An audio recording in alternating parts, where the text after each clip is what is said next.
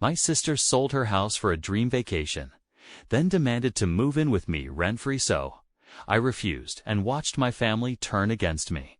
I've been living here for the last 10 years, paying it off bit by bit, and finally, I can say it's mine.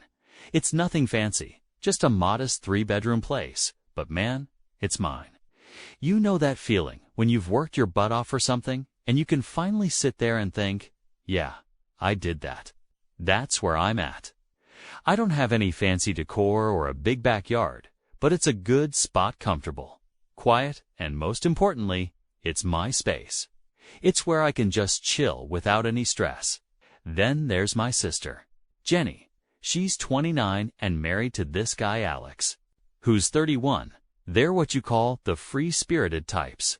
You know, the kind who are always talking about how everyone else is wasting their lives grinding away at boring 9-to-5 jobs while they live their best life or whatever. They've always been like that since they got together, always planning some big dramatic escape from the rat race. Honestly, I didn't think they'd ever actually do it. I mean, everyone has these dreams of quitting their job and traveling the world, right? It's like a phase you grow out of when you realize bills exist. But not Jenny and Alex. Oh no, they're the kind of people who actually went through with it. They sold their house, their actual home, where their 2 kids, Emma and Lucas, have lived their entire lives, and decided they were going to travel the world for a year. Yeah, you heard that right. They sold everything for a dream vacation, thinking the market was booming and they'd make bank off the sale.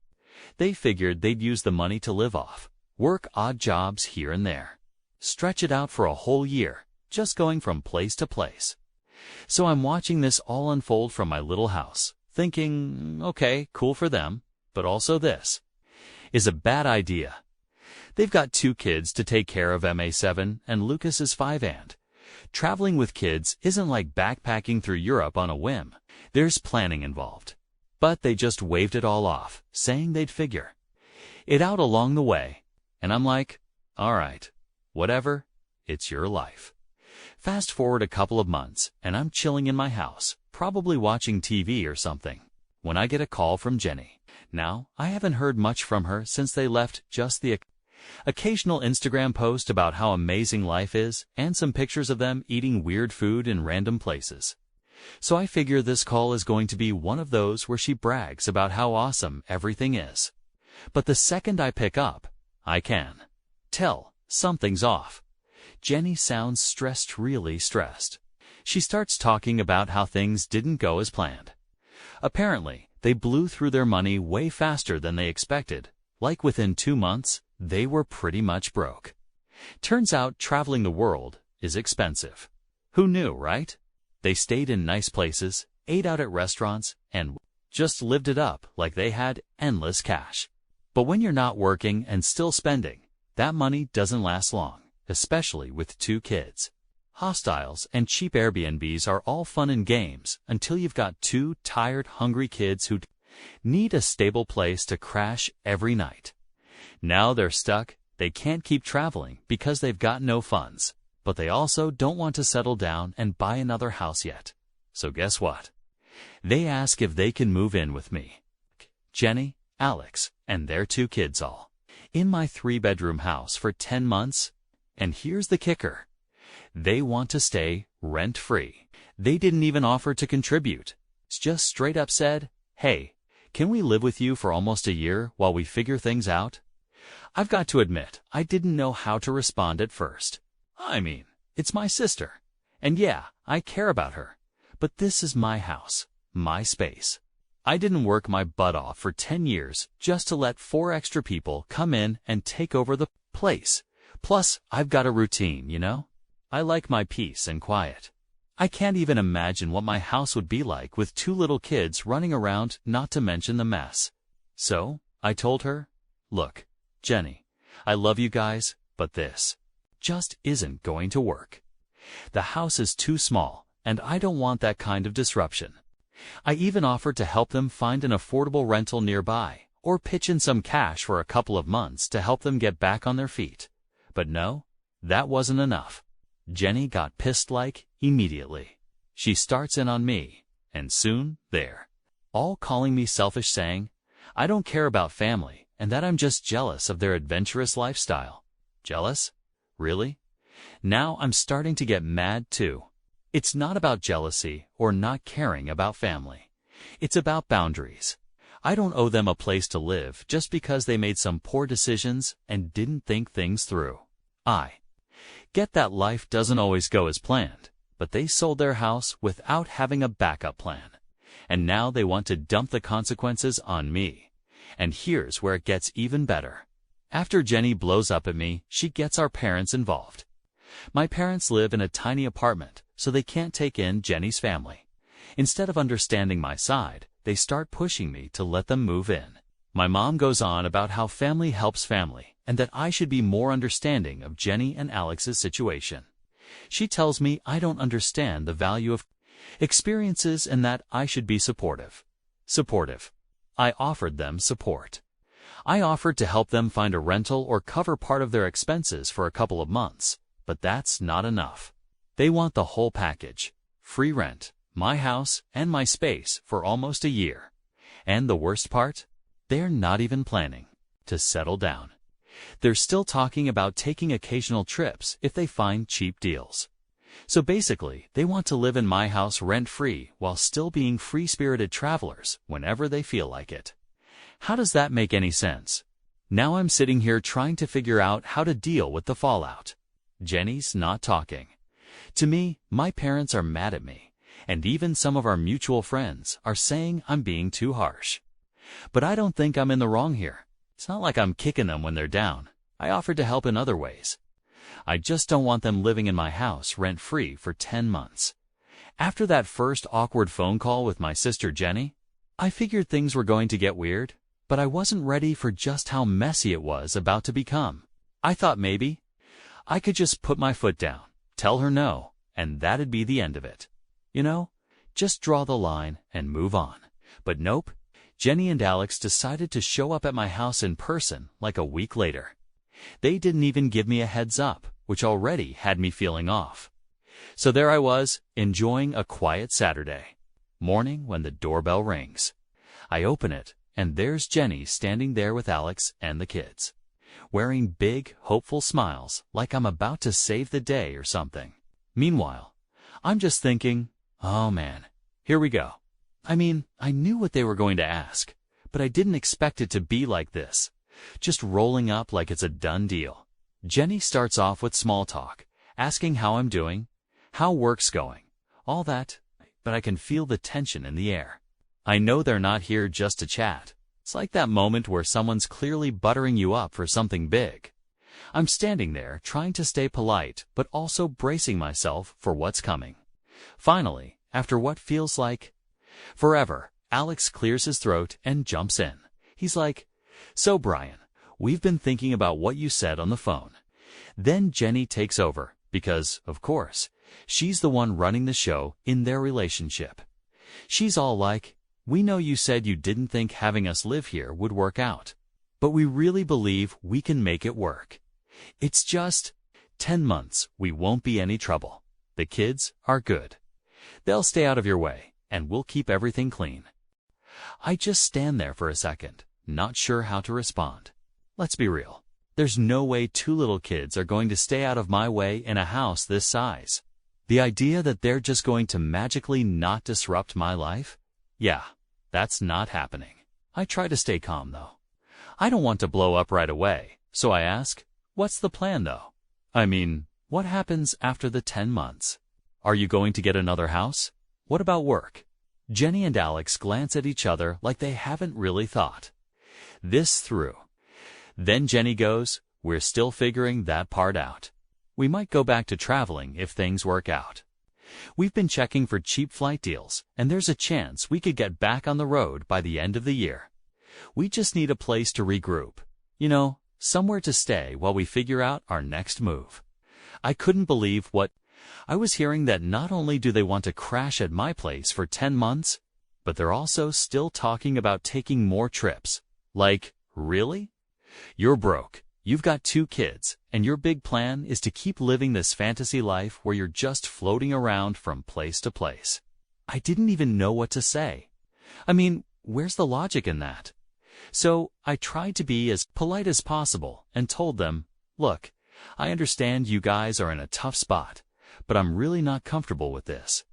It's not about not wanting to help you out. It's just that my house isn't set up for that. I've got my own routine, and honestly, I don't think having you all here for 10 months would work for anyone. The house is too small, and there's just not enough space. That's when Jenny's face changed. She went from hopeful to pissed in about 2 seconds flat. Are you serious? She said, crossing her arms. We're family, Brian. Family helps each other out. You've got all this space, and it's just you living here. What's the big deal? Now, I was starting to get frustrated. I get it, they're stressed, but this whole thing was starting to feel like they think they're entitled to my space just because we share the same blood. I tried to stay calm and explained, it's not just about space, Jenny. It's about my life too. I've worked really hard to get this house, and I need my own peace and quiet.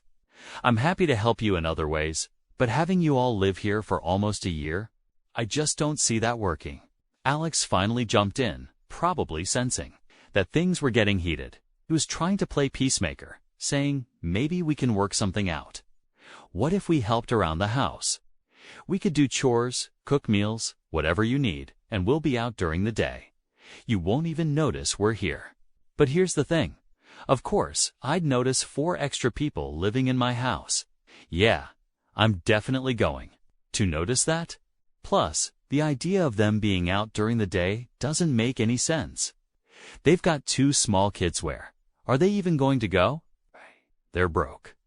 It's not like they can afford to just take the kids on daily outings. I shook my head and said, I appreciate the offer, but no, I just can't do it. Sorry. And that's when Jenny lost it. At least she started ranting about how I've always been stingy and how I don't understand what it means to really live. She said I've never taken any risks, that I'm just a boring guy with a boring life, and that I'm probably jealous of their adventurous lifestyle. Yeah, she went there. Now I was pissed, but I tried not to let it show. I just said, Jenny, this isn't about me being jealous or anything like that. It's about boundaries.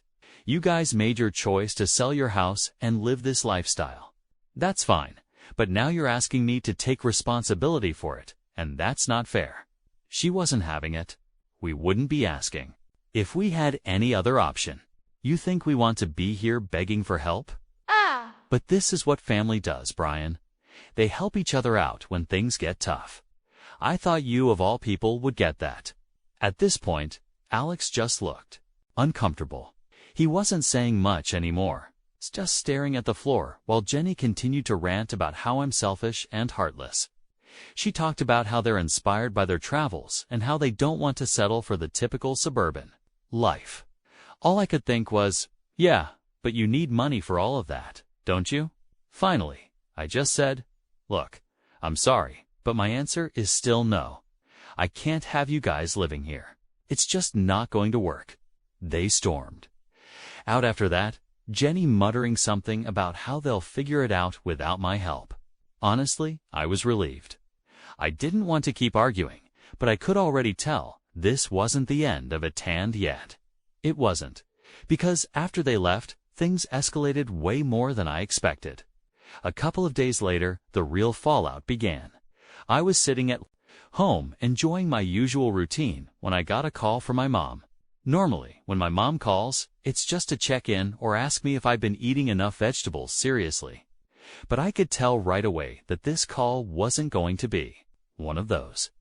She started off with, Brian, I need to talk to you about Jenny. And that's when I knew I'm in for a ride.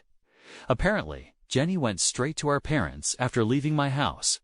She gave them her whole sob story about how I refused to help them when they were down and out. And of course, she framed it in a way that made me look like the bad guy.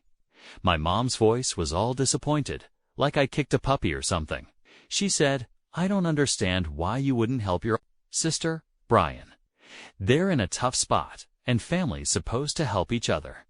I tried to keep calm, but inside I was already annoyed.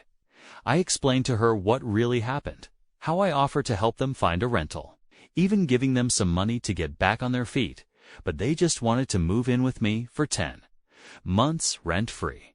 I told her how their whole plan was ridiculous, how they blew all their money without thinking things through, and now they expect me to bail them out. But my mom, of course, didn't see it that way. They made a mistake, Brian, but they're still family. You have the space. It wouldn't be forever, just long enough for them to figure things out. Here's the thing, though. My mom has this way of guilting you without even meaning to. She's not mean or anything, but she always drops these little comments that make you feel like you're failing at being a good son or brother. It's exhausting. But this time, I wasn't having it. I told her straight up, Mom, I'm not doing it. I love Jenny, but she and Alex need to take responsibility for their choices. It's not my job to let them crash at my place because they didn't plan. She didn't like that answer, but she let it go for now.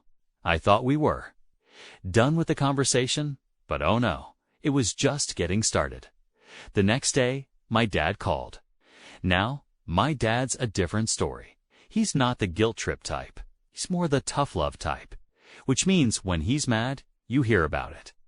He got straight to the point. Brian, I hear you've been giving your sister a hard time. I tried to explain myself again, but he cut me off, going on about how I'm being selfish and how I've always been the one who has it easy. Yeah, right. Like working my butt off for 10 years to pay off this house is easy. He started ranting about how Jenny's always been the one taking risks, living her life to the fullest. And I'm just sitting here comfortable, not doing anything exciting. He was basically saying I'm being a coward for not letting them stay. Like I'm some kind of stick in the mud who doesn't understand what it's like to really live. At this point, I was getting heated. I told him, Dad, this isn't about being adventurous or not. It's about them making a bad decision and expecting me to clean it up. I worked hard for this house, and I'm not going to let them come in and take advantage of that. But he wasn't hearing it. He kept going on about how I'm the one who's in the position to help and how I'm failing as a brother by not stepping up. It felt like he was taking everything Jenny said and running with it, making me out to be the bad guy in this whole situation. Honestly, that hurts. I've always been the responsible one in the family, the one who worked hard, kept my head down, and did what I needed to do. But now it feels like none of that matters. After that call, I was fuming. I felt like I was getting attacked from all sides. My parents were both mad at me, and Jenny was probably out there telling everyone I'm a heartless jerk. Guess what? That's exactly what was happening. A few hours later, I got a message from one of our mutual friends. Let's call him Tom. Tom's a good guy, but he's also friends with Jenny, so he's heard her side of the story. He texts me, Hey man, what's going on with you and Jenny? She says you're not letting her family stay with you, even though they're in trouble. I explained my side to him, how it's not that simple, how they're asking for way too much, and how I've already offered other ways to help. Tom, being the reasonable guy he is, listened. But then he hit me with, yeah, but it's just for a little while, right? You could tough it out for 10 months. It's family, dude. Now, I'm just done. It's like everyone's forgotten that I have a right to say no. Like my house isn't even mine anymore. It's just a resource that everyone thinks they're entitled to. I'm frustrated because no matter how I explain it, everyone seems to think I'm being unreasonable. They all act like it's no big deal for me to let a whole family move in and turn my life upside down. My life has been turned upside down for almost a year now. Then the final blow comes when Jenny herself texts me. It's not a long message, but it hits hard. She just says, I can't believe you've turned your back on us. We really needed you. Now I'm sitting here, staring at my phone, feeling torn. Part of me feels guilty, like maybe I should have just given in to avoid all this drama. But another part of me is still standing firm. I know I'm not in the wrong here. It's not my fault they made bad choices, and it's not fair for them to dump their problems on me just because I have a house. Still, The guilt is eating away at me, and I'm starting to wonder if I could have handled things differently. Maybe I should have been softer in my response. Maybe I should have been more understanding. But at the same time, I know that giving in would have just enabled them to keep making these reckless decisions, thinking they can always rely on someone else to fix things. So yeah, now I'm stuck. My parents are mad at me. Jenny's pissed, and even some of our friends are questioning whether I did the right thing. And me, I'm just trying to hold on to the fact that I set a boundary for myself, even though it feels like the whole world is telling me I'm wrong for doing it. But this is far from over, because as much as I want to just walk away from all the drama, Jenny isn't done yet. After all the phone calls and texts, I'm thinking maybe things will just blow over if I ignore it for a bit. Maybe Jenny and my parents will calm down, realize I'm not the bad guy here, and we can all move on. But no, things didn't settle down. They escalated big time. It starts with my mom. She's still trying to play the mediator, calling me every couple of days, always saying, "Brian, you've got to help your sister. You don't know what it's like to be in her shoes. She's struggling. She's got kids." It's the same thing over and over. And every time I have to remind her that it's not about me not wanting to help. It's about how much they're asking. It's not like they're in danger of being homeless on the street. I offered help in other ways, but apparently nothing I say seems to get through. Then one evening, I get a knock on my door. It's Jenny and Alex. No text or call beforehand. They just showed up like everything's normal.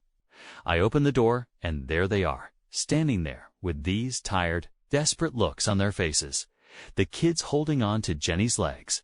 I can tell right away this is about to be awkward. Jenny's holding some papers in her hand, and I'm already feeling that sinking feeling in my stomach, like I'm about to be dragged into something bigger than I expected. Jenny doesn't waste any time. "Brian, we need you to reconsider. This is serious. We've looked everywhere, and there's nowhere affordable for us to stay. The rentals are too expensive, and we don't have the money to even put down a deposit." She waves the papers in front of me. They're printouts of apartment listings, most of them crossed out with red ink. I glance at them for a second, but I'm already thinking about how I'm going to respond. I'm not in the mood to argue, but it's clear they're not taking no for an answer. Before I can say anything, Alex speaks up, and this time he's not the calm, quiet guy from before. He's frustrated, almost angry. "We've tried everything, Brian. We're out of options. You've got this house all to yourself, and you're just sitting on it while we're struggling. You really can't let us stay for a little while." Now I'm getting irritated. I've already had this conversation a dozen times, and every time I say no, they just keep pushing. So I say, "I've told you guys before, I'm not comfortable with having 4 extra people in my house for nearly a year. I offered to help you find something else. I even offered money, but you're not listening. I can't let you move in. That's final." But Jenny, she's not backing down this time. She steps closer, and now her voice is shaking, like she's on the verge of tears. "Brian, we have nowhere else to go. The kids are exhausted. We're exhausted. We're not asking for much, just a roof over our heads for a little while. We'll pay you back when we get back on our feet. Please. You're our last hope." I look at the kids, Emma and Lucas, and they're just standing there, looking confused. They probably don't understand what's going on, and honestly, that makes me feel like crap. It's not their fault their parents made bad choices, but I can't let that guilt trip me into making a decision I'm going to regret. I've got to stand firm, or else this whole situation is going to turn my life upside down. So I take a deep breath and say, "I'm sorry, but I can't. I know it's hard, but this isn't the answer. You need to find another solution." That's when Jenny snaps. She goes from sad to furious in a split second. "You're unbelievable," she yells, her voice echoing in the hallway. "You're just sitting here living comfortably while your own family is suffering. I can't believe how heartless you've become. You've changed, Brian. You're not the brother I grew up with." Her words hit me like a punch to the gut, but I'm too angry to let them sink in. I fire back, I haven't changed. You're the one who's acting entitled, thinking you can just show up and expect me to bail you out because you didn't plan ahead. I didn't make this mess. You did. Now you want me to fix it for you. That's not how this works. The argument spirals from there. Alex jumps in, saying, I've always been the selfish one in the family. I've never been there for them when they needed me. He's bringing up stuff from years ago, random things that don't even matter anymore. Like how I didn't lend him money for some side business idea he had back in the day.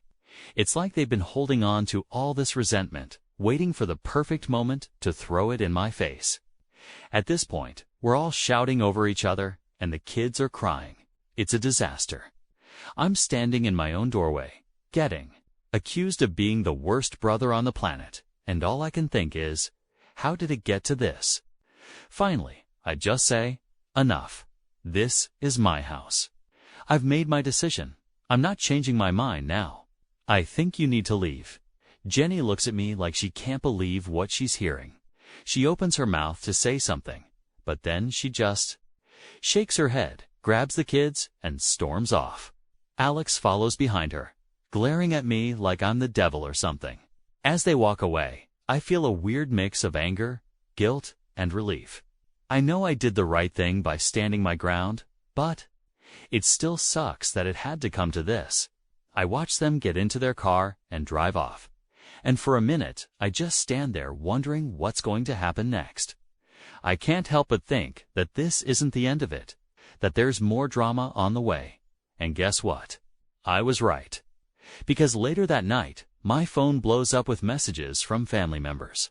Turns out Jenny went full-on drama mode and told everyone what happened. She's making it sound like I kicked them out into the streets. It's like they've got nowhere to go, and I'm sitting here laughing about it. My aunt, my cousins, everyone is texting me, saying stuff like, how could you do this to Jenny and the kids? You've got a big house, and they just need a place to stay. It's like they've all bought into this story that I'm some kind of villain hoarding my house while my sister suffers. No matter how many times I try to explain my side, no one's listening. They're all just repeating the same thing. Family helps. Family. By the end of the night, I'm exhausted. I've spent hours defending myself, but it feels like no one cares. Jenny's managed to turn everyone against me, and now I'm the bad guy in this whole mess. But here's the thing. I'm still not budging. I'm not going to let them guilt me into doing something that's going to make my life miserable. I know I did the right thing, even if no one else sees it that way. I just have to figure out how to survive the fallout, so after the whole family explosion and the messages coming at me from all angles, I was ready to just disconnect for a while-like turn, my phone off, lock the doors, and wait for the storm to pass.